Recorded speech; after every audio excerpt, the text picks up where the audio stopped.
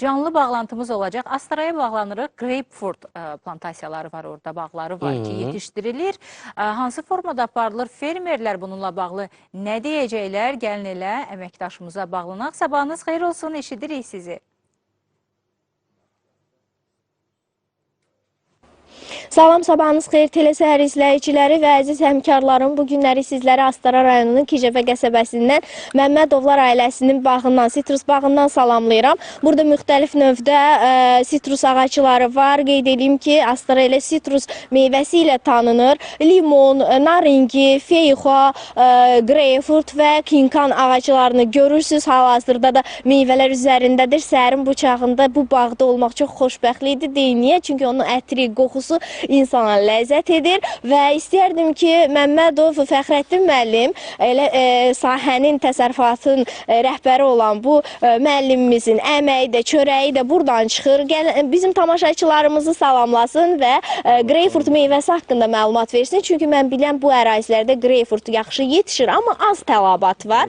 Ətraflı siz elə özünüz danışın. Əvvəl, salam aleyküm, salam, xoş gəlmişsiniz. Bir də bu greyfurt müxtəlif rənglərdə olur.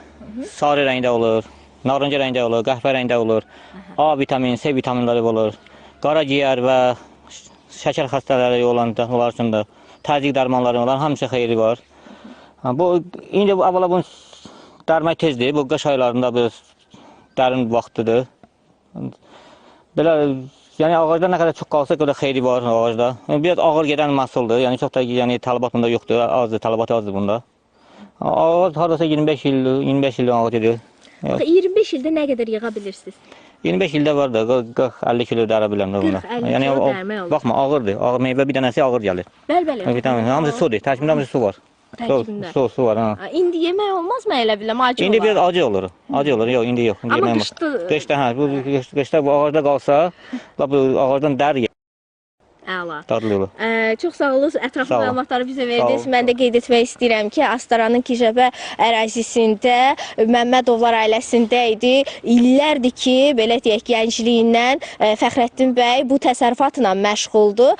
Mən isə qeyd eləmək istəyirəm ki, Astarada greyfurt, belə deyək, greyfurtun bağları var ki, onlar da 2,5 hektar ərazini əhatə edir. Çox əhatə etmir, çox da greyfurtdan istifadə etmirlər, yəni əkində istifadə etmirlər. Hər hansı bir bağ salmırlar ona görə ki, bunun alıcısı azdır, tələbat azdır, amma həqiqətən də vitaminli bitkidir, vitaminli meyvədir. Düşünürəm ki, bundan istifadə etmək cənub bölgəsində və digər ərazilərdə də istifadə etmək mütləqdir. İnsan orqanizmi üçün çox xeyirlidir, bunu həkimlər də təsdiqləyə bilər. Mən sizlərə məlumatları sitrus bağından, greyfurtun haqqında məlumatları ötürdüm əziz həmkarlarım. Elə isə sözü sizə studiyaya ötürürəm. Xeyirli, uğurlu olsun. Təşəkkür edirik, çox sağ olun və sizə də uğurlar arzu edirik.